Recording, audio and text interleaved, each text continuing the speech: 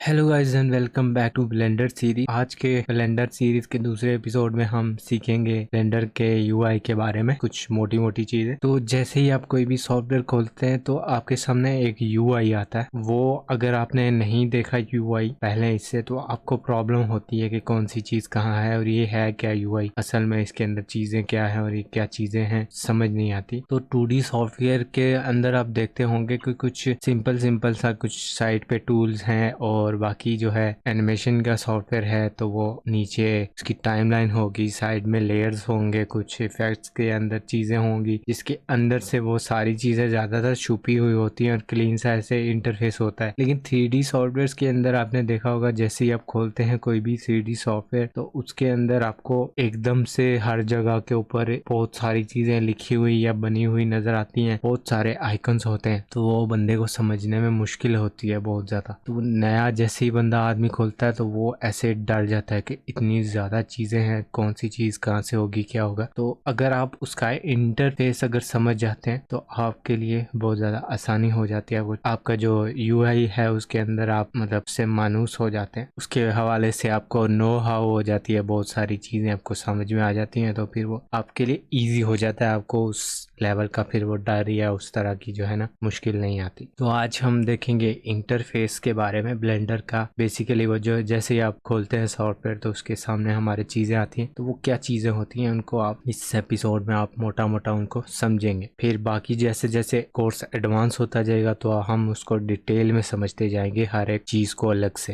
लेकिन फिलहाल हम मोटा मोटा उसको समझ लेते हैं ताकि हमारे लिए ओवरऑल समझने में आसानी हो। अभी हम बेस क्रिएट कर रहे हैं। तो ओके दोस्तों, इसी के साथ ही हम इस वाले डायग्राम के अंदर आ चुके हैं। ये आपके सामने एक इमेज या डायग्राम चल रही है इस वक्त और जिसमें आप देख सकते हैं ये ब्लेंडर का जो है इंटरफेस आपको नजर आएगा। जैसे ही आप खोलते हैं सॉफ्टवेयर तो इस तरह की विंडो नजर आती है और उसमें क्या क्या चीजें होती हैं। सबसे पहले एक लेफ्ट हैंड कॉर्नर से ऊपर से स्टार्ट करते हैं, थोड़ा सा जूम कर लेते हैं और ये है इन्फो की विंडो है, सबसे पहले आपके ऊपर नजर आती है यहाँ पे। और इसके अंदर आप देख सकते हैं सबसे पहले यहाँ पे ब्लेंडर का आइकन होता है और उसके अंदर जैसे कि बाकी सॉफ्टवेयर के अंदर भी यहाँ तक ये चीजें होती हैं। फाइल होता है, फाइल के अंदर ऑप्शंस होते हैं बहुत सारे, इंपोर्ट एक्सपोर्ट वगैरह, और एडिट होता है इसके अंदर, प्रेफरेंसेस होते हैं और मतलब बहुत सारी आपने जो कीज वगैरह चेंज करनी है, एड ऑन्स को जो है डालना है निकालना है, जो भी करना है वो सारी चीजें यहाँ पे एडिट के अंदर होती हैं। यहाँ पे रेंडर होता है, जाहिर सी बात है रेंडर से ही नाम से ही जैसा कि जाहिर है कि आप इसमें इमेज या फोटो निकाल सकते हैं, जो भी आपने चीज बनाई हुई है उसकी जो कैमरा में जैसी चीज नजर आ रही है वैसी वो जो है फाइनल रेंडर में नजर आएगी। तो वो यहाँ से आप निकाल सकते हैं फोटो या वीडियो किसी भी फॉर्मेट के अंदर। तो फाइनल रेंडर जो भी होगा आपकी वीडियो या जो भी आपने 3D 2D जो भी चीज बनाई है वो यहाँ से फाइनल एक फाइल में कन्वर्ट होगी, MP4 या MPEG, PNG,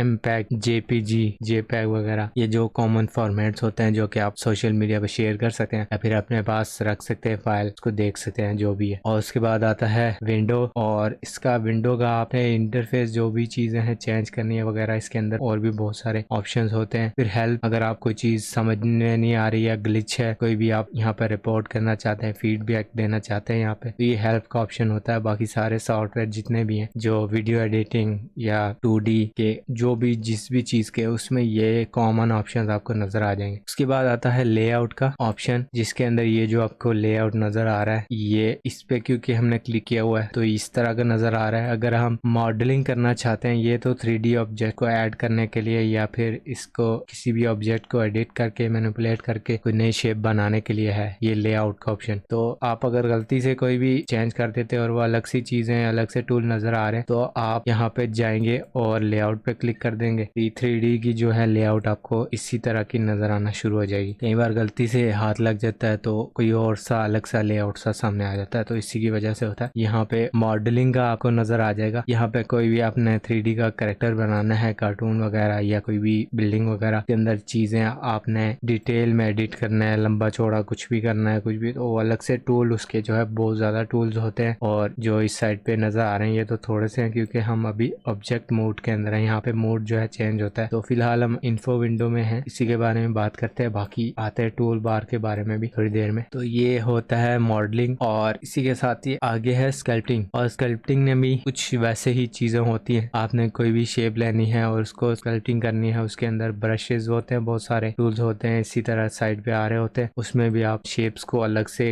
एक नॉर्मल शेप को लेके एक अलग से जो भी आपको चीज बनानी है उस शेप में आप कन्वर्ट कर सकें। तो ये होता है स्कल्पटिंग। और यूवी होता है एडिटिंग। किसी भी चीज के ऊपर आपने किसी लेबल वगैरह को लगाना है और वो उसी के साथ मूव होता है, उसकी प्रॉपर्टी उसी के साथ मूव होती है। आने वाले वक्त में हम इसको भी देखेंगे। जैसा कि आपने देखा होगा कि इश्तिहार होते हैं टीवी के अंदर, तो वहाँ पे एक बॉटल नजर आती है कोई भी कोल्ड ड्रिंक की या फिर कोई भी शैम्पू की, तो वो 3D के अंदर उन्होंने एनिमेट की होती है। तो उसके अंदर जो भी बोतल के ऊपर जो चीज लिखी हुई होती है या वो जब रियल लाइफ में आप देखते हैं तो वो एक पन्नी सी लगी हुई होती है, तो वो एक शापर टाइप या कुछ भी उसके ऊपर वो चीजें प्रिंट हुई होती हैं। सारा उसमें कलर होता है, उसका ब्रांड का नाम होता है, उसकी सारी डिटेल लगी हुई होती है। तो वो अगर आपने किसी 3D मॉडल के ऊपर चिपकाना है तो वो ये UI वाला जो होता है सिस्टम, इसके जरिए होती है। मतलब UV एडिटिंग की वजह से होती है ये वाला पोर्शन, उसमें काम आता है। या फिर आपने कोई भी किसी और सॉफ्टवेयर के अंदर 2D के अंदर चीज बनाई है और वो आप चाहते हैं कि किसी और मतलब के प्लान के ऊपर या शेप के ऊपर आप चिपका के उसको ऐसे नजर आए, तो वो ये फ्यूचर में हम इसको देखेंगे तो आपको खुद ही ये चीज समझ में आ जाएगी। तो आगे चलते हैं। तो ये लिखा हुआ है, ये धुंधला सा नजर आ रहा होगा लेकिन ये लिखा हुआ है टेक्सचर पेंट। तो टेक्सचर पेंट कोई भी टेक्सचर है किसी भी चीज का, लोहे का,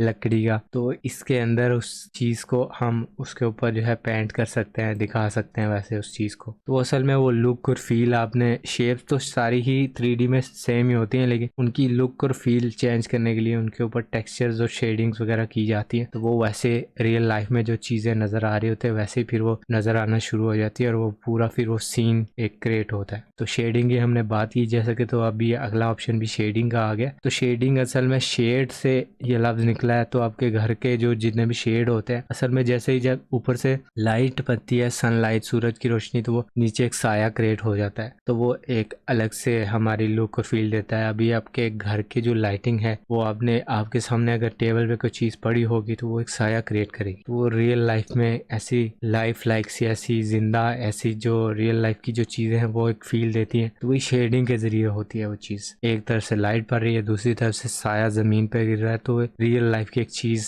फील देती है। तो वो शेडिंग के जरिए वो काम होता है। तो किसी भी चीज, लाइट चीज को अगर आप एक साइड से डार्क कर देंगे तो वो ऐसे लगेगा कि वो उसके एक तरफ से लाइट पड़ रही है और दूसरी तरफ से वो एक साया सा बन रहा है। वो शेडिंग के उसमें आता है, ये भी डिटेल में देखेंगे। तो आगे आगे है ये वाला ऑप्शन, एनिमेशन का ऑप्शन। तो इसके अंदर जो भी आप चीज को एनिमेट करना चाहते हैं उसका जो आर्मेचर वगैरह होता है, इसके अंदर आपने बोन्स हड्डियां लाके डाली होती हैं और वो उसको आप जैसे जैसे की फ्रेम्स के ऊपर एनिमेट करते हैं, हिलाते हैं, वो उस तरह की वो चीज जो है टाइम स्टैम्प के साथ साथ जो है टाइम लाइन के ऊपर ऐसे एनिमेट होती है। तो वो ये भी हम देखेंगे डिटेल में चीज।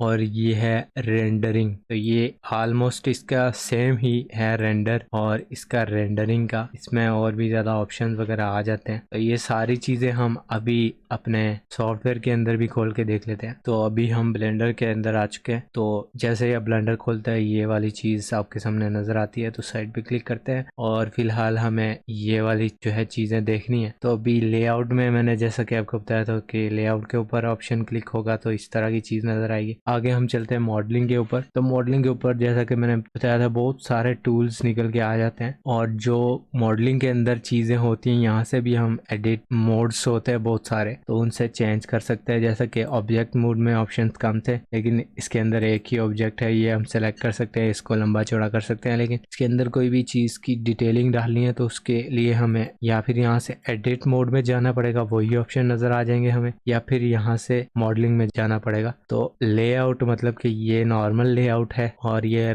जो मॉडलिंग का है वो ये समझो कि एडिट मोड है। यहाँ से भी दूसरे पे जाके क्लिक करेंगे तो ये मॉडलिंग पे शिफ्ट हो जाएगा। ये करके दिखा देता हूँ मैं आपको। ये देखें ये मॉडलिंग वाला सारा कुछ आ गया और ये यहाँ पे लेआउट में ही है। अगर आप यहाँ पे जाते हैं तो भी तकरीबन उस तरह की चीजें आ जाती हैं। उसके आगे चलते हैं स्कल्पटिंग के ऊपर। तो स्कल्पटिंग में भी आप देख सकते हैं कि ढेर सारे टूल्स हैं यहाँ पे, हजारों टूल्स, बहुत ज्यादा ही टूल्स आ गए हमारे पास। तो ये देख के ही बंदा पागल हो जाता है कि इतने टूल्स को बंदा करेगा क्या। तो इसके बारे में भी हम जो है डिटेल में किसी दिन जाएंगे जैसे ही कोर्स एडवांस होता जाएगा। अभी बेसिक्स क्लियर की जा रही है यहाँ पे। तो ये स्कल्पटिंग वगैरह है, इस पे हम टूल्स के साथ साथ ऐसे चीजें कर सकते हैं। कोई भी टूल सेलेक्ट करेंगे उसके साथ आप जो भी कुछ करना है, ये देख साथ ही प्रीव्यू भी दिखा देगा कि इसके साथ क्या हो रहा है, इसकी जो है रेडियस वगैरह और कितनी स्ट्रेंथ वगैरह रखनी है, सारा कुछ। तो अब चलते हैं यूवी के अंदर। तो यूवी के अंदर ये जो बॉक्स हमारे पास है इसकी कुछ साइड्स हैं, ये सारी सेलेक्ट करेंगे तो ये आप देख सकते हैं कि हमारी इस साइड की 3 सेलेक्ट हुई है, तो ये वाली नहीं हुई है। तो इसीलिए यहाँ पे जो जो साइड हम सेलेक्ट करते जाएंगे, ये ऊपर वाली करते हैं तो ये आ गई है। अब जो भी इमेज हम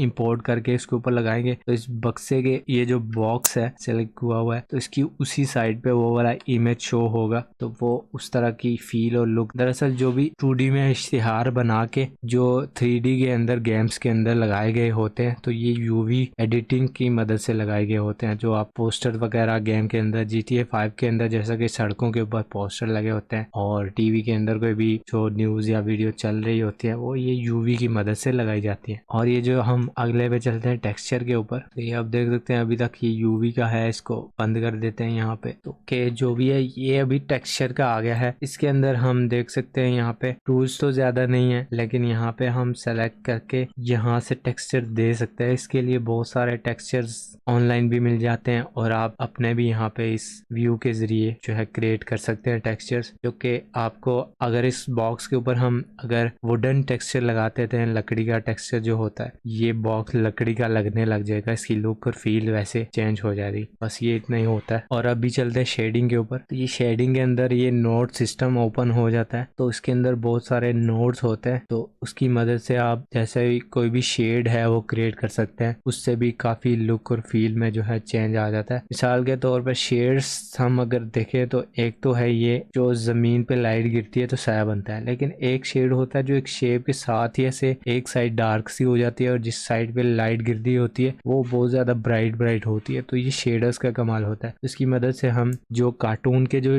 लुक और फील और शेडर है वो भी बना सकते हैं और रियलिस्टिक लाइफ के रियल लाइफ के जो है वो भी बना सकते हैं। तो यही जो चीज है वो शेडर्स की मदद से हम जो है कोई भी इसके अंदर शेप बना के उसको VFX की मदद से CGI जिसको कहते हैं ऐड कर सकते हैं और उसके साथ उसको ट्रैक करेंगे तो ऐसा लगेगा वो फिल्म उसी मूवी का या वीडियो का हिस्सा है। तो ये शेडिंग का कमाल होता है, वो रियल लाइफ की जो है बना देते हैं। ये सारी जो चीजें हैं ये मिल के हमारे लिए जो है वो एक चीज क्रिएट करती हैं जो कि रियल लाइफ में हो सकता है कि हमें कोई मूवीज के अंदर कोई नजर आ रही हो चीज लेकिन वो रियल ना हो, तो ये ऐसे ही 3D किसी सॉफ्टवेयर में बनी हो। तो ये चीजें जो है ये टूल्स हैं इनकी मदद से बनाई गई होती हैं वो चीजें। तो अभी चलते हैं एनिमेशन की तरफ। तो एनिमेशन के मैंने जैसा कि आपको बताया था, तो ये वाला भी थोड़ा सा इधर कर देते हैं, ये इसका हिस्सा नहीं है लेकिन ये एक व्यू नजर आ रहा है जिसके अंदर आप इसको अगर मैं रोटेट करूं, इस व्यू को नहीं बल्कि इस क्यूब को रोटेट करते हैं तो ये भी एक व्यू नजर आ रहा है जिसके अंदर वो पूरी चीज वैसे ही जो एक एंगल से नजर आ रही है, जैसी कैमरा के अंदर नजर आई है वैसी आ रही है। ये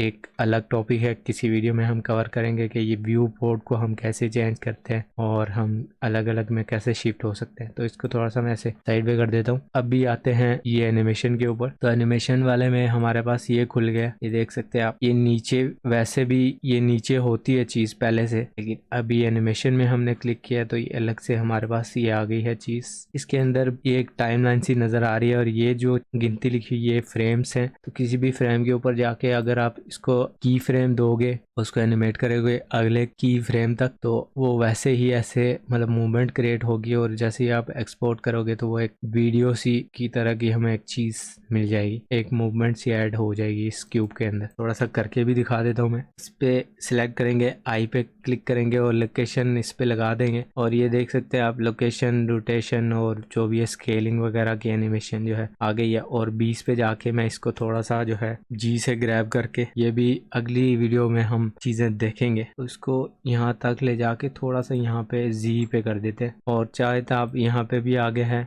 ऑप्शन, तो यहाँ पे आप सेलेक्ट कर सकते हैं और की फ्रेम इसने बना दिया। और ये देख सकते हैं जैसे मैं प्ले पे क्लिक करूंगा तो वो यहाँ से यहाँ एक फ्रेम से दूसरे 20वें फ्रेम तक ऐसे चल के जाएगा और फिर रुक जाएगा। तो ये सिंपल सी एनिमेशन हमने क्रिएट कर दिया। तो ये एनिमेशन वाले विंडो का काम होता है। अभी चलते हैं रेंडरिंग के ऊपर। तो रेंडरिंग के ऊपर ये सिंपल सा ये चीज नजर आ रही है। जैसे ही आप यहाँ पे आप रेंडर करोगे तो ये वाला टैब ओपन हो जाएगा जिसके अंदर वो बहुत ज्यादा चीजें जो है आ रही होंगी, वो भी हम इसी एक एडवांस में उसमें देखेंगे तो वो सैंपल से कलेक्ट करते हैं बहुत सारे इसके अंदर, और जैसे ही कोई एक मतलब फ्रेम के अंदर बहुत सारे सैंपल्स और चीज वो एक मूवमेंट्स ये क्रिएट हो जाती है, इकट्ठी हो जाती है, तो वो पूरी फिर की फ्रेम्स वगैरह को बहुत ज़्यादा रेंडरिंग में टाइम लगता है। वो सारे सैंपल्स वगैरह इकट्ठे होते हैं, फ्रेम्स वगैरह बनते हैं, फिर जाके उन फ्रेम्स को जब आप फाइनल रेंडर के अंदर एक्सपोर्ट करते हो तो वो फिर जाके वीडियो बनती है। उसकी यहाँ पे साइड पे सेटिंग भी होती है बहुत ज़्यादा। यार वो डिटेल में हम समझाएंगे तो फिर आपको अच्छी तरह समझ आएगी। फिर उससे अगला है कंपोजिटिंग। तो ये अलग ही देख सकते हैं कि चीज़ खुल गई है। तो ये इसके अंदर वीडियो एडिटिंग भी होती है ब्लेंडर की। तो ये कंपोजिटिंग के अंदर जितने भी आपने फाइल्स वगैरह रेंडर की होंगी उनको आप जोड़ के एक क्लिप या कुछ बनाना चाहते हैं तो ये कंपोजिटिंग के अंदर जो है वो आ जाएगी। फिर ये वैसे बाकी सॉफ्टवेयर के अंदर भी कर सकते हैं। यहाँ से हमने एक्सपोर्ट किया और दूसरे में किया, लेकिन ब्लेंडर ये इसलिए सहूलत दे रहा है कि हम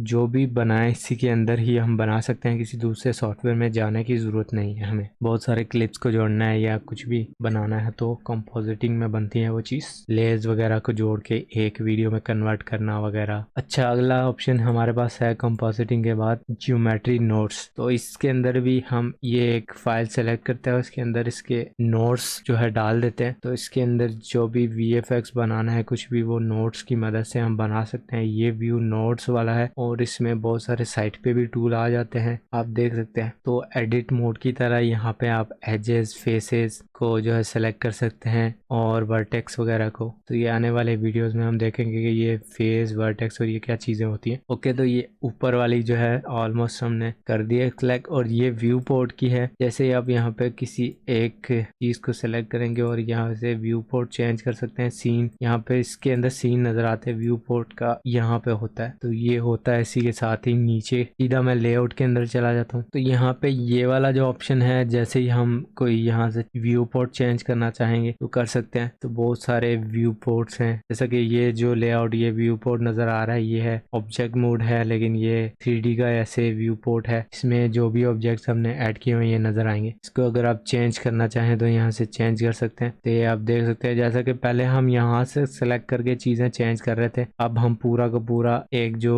लेआउट बाकी का सेम ही रहेगा ऑलमोस्ट, और ये जो सेंटर में ये जो व्यू पोर्ट ये जो दरमियान में चीज़ है वो चेंज होगी सिर्फ। अभी मैं इसको टाइमलाइन पे कर देता हूँ तो वो जो टाइमलाइन यहाँ पे नीचे नज़र आ रही थी हमें यहाँ पे आ रही है। अब हम दोबारा से उसमें आ जाते हैं। तो इसमें बहुत सारे ऑप्शन हैं, ये सारे आप चेक कर सकते हैं ब्लेंडर को इंस्टॉल करके। तो आगे बढ़ते हैं। ये इसके मॉड्स होते हैं बहुत ज़्यादा, इसमें भी हम एक एक करके वीडियोस बनाएंगे। तो यहाँ से एडिट मोड आ जाता है जिसमें टूल्स आ जाते हैं, इसको सेलेक्ट करके इसको लंबाई चौड़ाई आप बढ़ा सकते हैं इसकी। ये जो भी इसको शेप देना चाहें डिटेल में आप एक एक लाइन को एक एक नुक्ते को एक एक यहाँ से इस वाले फेस वगैरह को सेलेक्ट करके कर सकते हैं। दोबारा से ऑब्जेक्ट मोड में जाना है तो ये आगे हम ऑब्जेक्ट मोड में, और भी बहुत सारे ड्राइंग के मोड्स वगैरह इसके अंदर हैं। तो ये व्यू है, इसके अंदर व्यू के अंदर कुछ भी चीज़ आपने ऐड करनी है निकालनी है, और सिलेक्शन मोड में आपको कोई भी चीज़ सेलेक्ट करनी है डीसेलेक्ट करनी है, बहुत सारे ऑप्शन मिल जाएंगे। और ऐड के अंदर आपने कोई भी शेप या चीज़ कैमरा लाइट एक्शन कुछ भी आर्मेचर कुछ भी चीज़ ऐड करनी है तो ये ऐड का बटन आ जाता है। बाकी आप शिफ्ट A दबाएंगे तो भी ये बटन आ जाएगा ऐड का। यहाँ से आप सेलेक्ट करेंगे, जैसा कि मैं यहाँ पे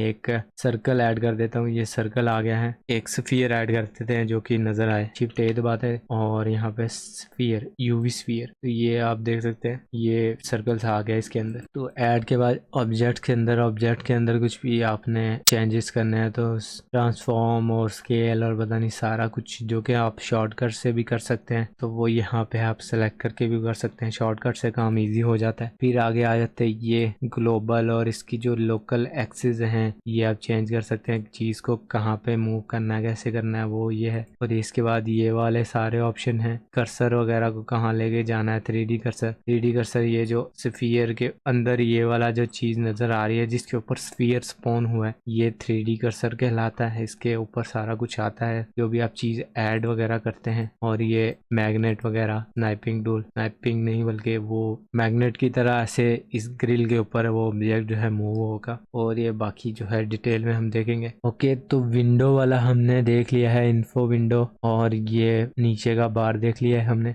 अभी हम देख लेते हैं ये टूल बार तो इजी है, आपके जिस भी मोड के अंदर आप जाएंगे तो ये वाला आपको टूल बार नजर आएगा, कहीं पे छोटा नजर आएगा कहीं पे बहुत बड़ा होगा, नीचे तक होगा यहाँ तक, और इससे भी आगे होगा। स्क्रॉल करेंगे करेंगे तो नज़र आएंगी बहुत सारी चीज़ें, बहुत सारे टूल्स नज़र आएंगे जिनकी मदद से आप कुछ भी चीज़ बना सकते हैं, तोड़ फोड़ कर सकते हैं उसके अंदर। और ऑब्जेक्ट मोड के अंदर तो इतने टूल मिलते हैं हमें, लेकिन बाकी जो एडिट मोड वगैरह होता है उसके अंदर, स्कल्पटिंग मोड या कोई भी, उसके अंदर ज़्यादा टूल्स आपको मिल जाएंगे, उसमें आप डिटेल में काम कर सकते हैं। और अब हम ये 3D विंडो जो है ये हमारी व्यू पोर्ट है, ये यहाँ पे 3D विंडो है। यहाँ पे आप देख सकते हैं 3D में कुछ भी आप क्रिएट कर रहे हैं उसको घुमा के ऊपर नीचे दाएं बाएं हर जगह से देख सकते हैं। उसके अंदर कुछ भी चीज़ें चेंजेस वगैरह करते हैं तो यहाँ पे 3D विंडो के अंदर नज़र आता है। ये देख सकते कैमरा, लाइट है यहाँ पे, और ये ऑब्जेक्ट है जिसके ऊपर काम हो रहा है। अभी राइट साइड पे चलते हैं, यहाँ पे आउटलाइनर विंडो है। तो ये वाली जो ये बॉक्स होता है ये आउटलाइनर होता है। इसको लेयर विंडो भी हम कह सकते हैं क्योंकि इसके अंदर बहुत सारी लेयर्स है और बहुत सारे जो भी ऑब्जेक्ट्स आप यहाँ पे विंडो में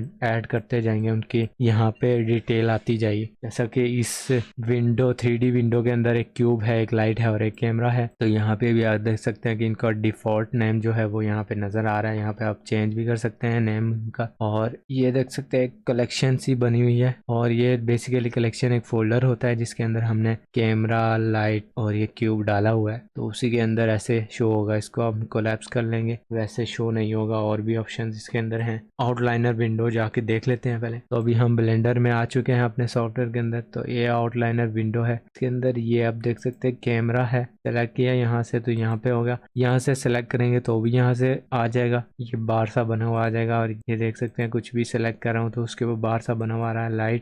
लाइट ये है हमारी, वो सेलेक्ट की हमने तो ये लाइट पे ऊपर बना हुआ आ गया। तो ये इस सीन के अंदर जो भी चीज़ होगी यहाँ पे नज़र आएगी। उसको हमने जैसा कि ये कैमरा है सेलेक्ट किया, और सेलेक्ट किए बगैर भी वैसे कर सकते हैं। यहाँ पे देख सकते हैं हाइड कर दिया हमने, अब ये नज़र नहीं आएगा, आंख से हाइड हो जाती है कोई भी चीज़। ये कलेक्शन जो कि ये फोल्डर होता है पूरा जिसके अंदर चीज़ें डाली होती हैं, वो पूरी अगर आपने हाइड करनी है एक ही बार तो ये पूरी कलेक्शन को ही हाइड कर दो। तो ये सारा कुछ देख सकते हैं यहाँ से गायब हो गया, वापस ला सकते हैं। तो ये रेंडर, ये वाला जो कैमरा है ये रेंडर व्यू के अंदर आपने कुछ भी ऐड नहीं करना। यहाँ पे आप देख सकते हैं कि हाइड नहीं हुआ, लेकिन ये पूरी कलेक्शन जैसे ही आप रेंडर करेंगे आखिरी आपका जो तस्वीर या वीडियो निकल के आएगी उसके अंदर ये चीज़ें नज़र नहीं आएंगी अगर आप यहाँ से हाइड कर देते हैं तो। लेकिन यहाँ पे अभी काम करते वक्त हाइड करना है तो ये इस तरीके से हाइड करना है। और ये चेक मार्क बना हुआ है, इससे तो सब कुछ ही ये जो आपका चीज़ है उसके अंदर से ही गायब हो जाएगी। तो ये इसका होता है सिस्टम। और 3D और व्यू के अंदर हमने विंडो के अंदर है और भी थोड़ी सी चीज़ें देख लेते हैं। जैसा कि मैंने बताया था हमने वो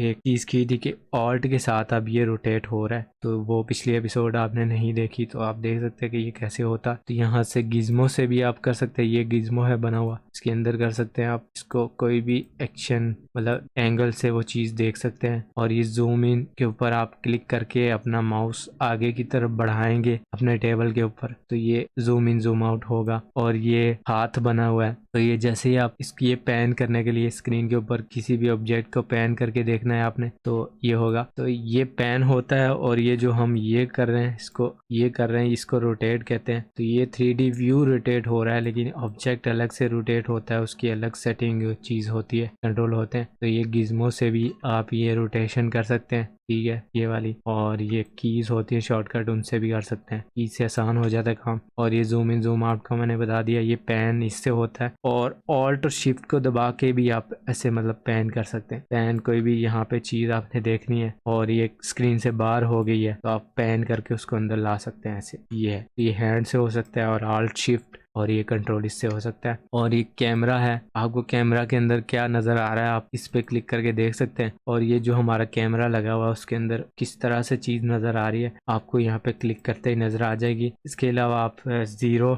आपका जो नम पैड है जिसके ऊपर ये नॉम लॉक भी लिखा होता है, ये प्लस वन, ये सारी चीज़ें बनी हुई होती हैं आपकी राइट साइड पे होता है, उसके ऊपर आपने ज़ीरो दबाना है तो फिर भी ये ऑप्शन आ सकता है आपके पास, कैमरा नज़र आएगा, दोबारा क्लिक करेंगे गायब हो जाएगा। और ये व्यू वगैरह आपको पसंद नहीं आ रहा तो यहाँ से आप ग्रिड वगैरह चेंज कर सकते हैं। तो इसका कोई खास मुझे अभी फ़ायदा नज़र नहीं आया। लेकिन हो सकता है फ्यूचर में कोई हो इसका। अभी आगे चलते हैं। तो ये आउटलाइनर विंडो इसको कहते हैं। तो ये हमने देख ली, और 3D विंडो हमने देख लिया है। राइट साइड में टूल बार होता है, ये देख लिया। अब ये इस तरफ आते हैं, प्रॉपर्टी विंडो की तरफ आते हैं। ये है प्रॉपर्टी विंडो। इसके अंदर जितनी भी आपने ऑब्जेक्ट के ऊपर प्रॉपर्टी टेक्सचर लगाया कुछ भी, या फाइनल रेंडर की जो आपने इमेज की या वीडियो की सेटिंग करनी है वो यहाँ से होगी। ये सारे टूल नजर आ रहे हैं, इनका यूज होता है इसकी चीज के अंदर। कोई भी मॉडिफायर वगैरह लगाने हैं, ये मॉडिफायर का ये रेंच सा बना हुआ है। और बाकी डाटा, प्रॉपर्टी, और ये जो दुनिया है, ये आपको अंदर 3D व्यू नजर आ रहा है। इसकी स्काई वगैरह HDRI लगानी है, सब चीजें यहाँ से होती हैं। ये काफी